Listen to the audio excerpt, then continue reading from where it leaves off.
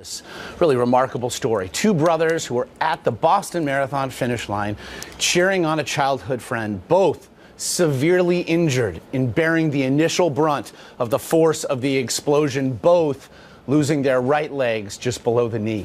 They were just going into surgery yesterday when we interviewed members of their family. Take a look.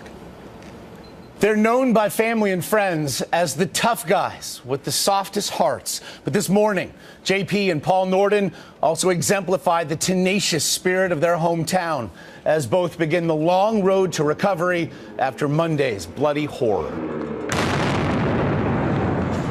Their bodies bore the brunt of the initial explosion, and in the midst, each man lost a leg.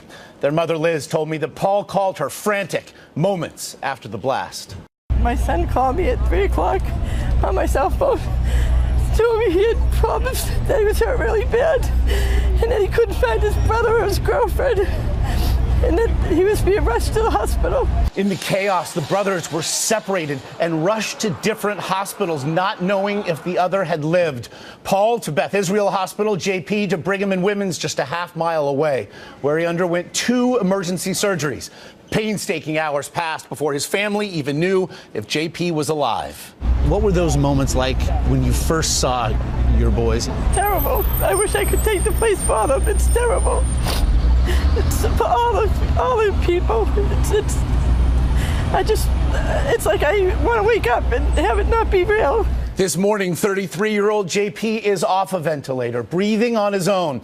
He has a hard time speaking, but his little sister says he remembers the moment of the explosion vividly. He remembered everything. And the 8-year-old's boy actually was right in front of him when that happened. He passed away right in front of him, so he knew that. 31-year-old Paul has also undergone multiple surgeries. He is due back in the OR in the next few hours. Their sister says these heroic brothers are bearing the pain of their injuries, but not the idea of being apart. The first question they have asked, they just keep asking about each other. And then they cry, and then they ask again, and then they cry again. And it just makes me sad to know that like one's just worried about the other while he knows that his leg is gone. It's just like heartbreaking to me, and their lives are changed forever. A dear friend of theirs also lost both of his legs. Paul's girlfriend severely burned, and I promise we will be having updates as this family begins to recover. We're staying with them. This Sunday, there will be a fundraiser, meanwhile, for the Nordens at the Dockside Restaurant in Wakefield, where they live. Again, the Dockside Restaurant in Wakefield, where they live.